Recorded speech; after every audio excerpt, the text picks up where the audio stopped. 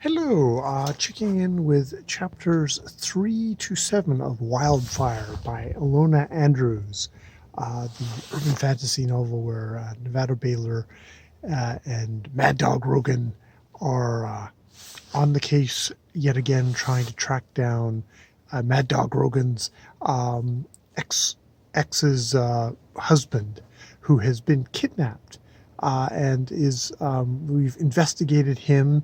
He apparently liked to just sort of he was a his magic talent was fungus growth, and he was a prime of this, and indeed, I guess his company hadn't been doing so well. He and his brother who was his thing was with kind of vegetation and apples, and indeed they go to his thing, and they go to the company kind of headquarters, and there's an apple tree with a certain kind of fungus mushroom growing on the tree, which was apparently going to just slowly killing the tree. So they're already getting a hint of, oh, the husband was at least very passive aggressively cruel, and there's this whole thing of him bailing when things got too stressful, but they're now starting to assemble sort of more of a kind of an idea that maybe he was just like, nope, if I had trouble, I left, and I left my wife and my brother to deal with it, that sort of thing. However, they do actually find a security camera tape where he gets dropped by tasers and kidnapped. So he is actually kidnapped. And we actually get calls from the kidnapper saying, you're going to give us what we want, which seems to be, I don't know, some sort of papers. It's rather vague at this point. Like, what the hell do they actually want? Um, but, and as we go along, indeed, the family gets um, a, a summoner comes to the house, a sociopathic killer summoner comes to their house, which can summon like horrible creatures from other dimensions to, basically feast on your entrails. And he threatens the wife and their children while gnawing on the belly of their security guard, not Mad Dog Rogan's people. Um, and it's like he's a prime, and they only just barely able to repel him, and that's Nevada holding him. Mad Dog Rogan isn't around at that point. That's Nevada able to, using her mind powers, is able to actually kind of get freeze him for a moment and get him off. And at which point he escapes as Mad Dog Rogan comes in.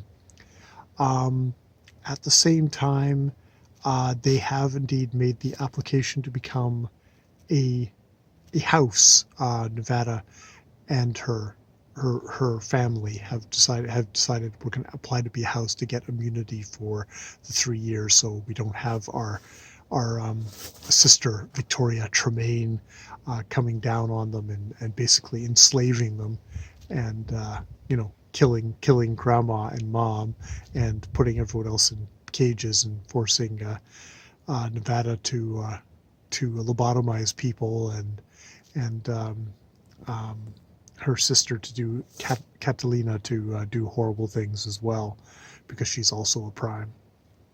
And but they do the application.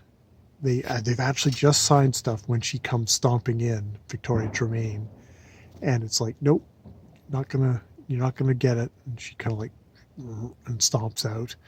Um, and So they're on the hunt for this summoner, and this Victor, I think his name is Victor, and so they end up, and his family has disavowed him just like about 20 minutes ago. So they get an exemption for house warfare, and they go to the house, and they unleash hell as the other house unleashes hell, because they're all summoners in there.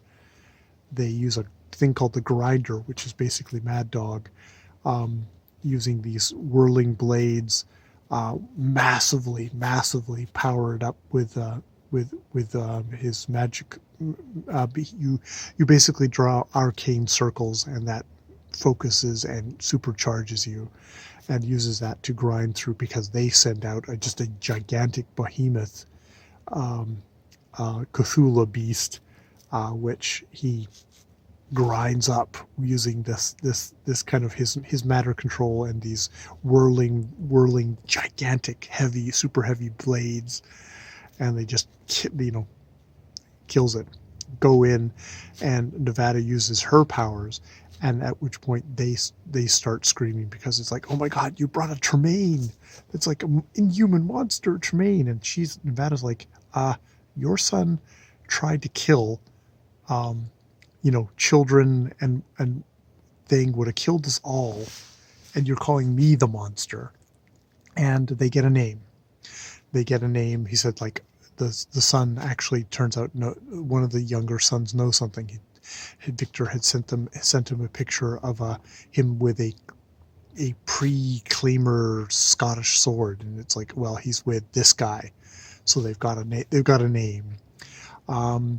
And all the way through here, we also are having stuff with, we've got to have the stuff of like, oh, you should stay away from your ex, and the ex is like, is very much, and indeed they have a conversation where she's basically like, I need him, so I'm going to take him. I have a much deeper, longer relationship with him.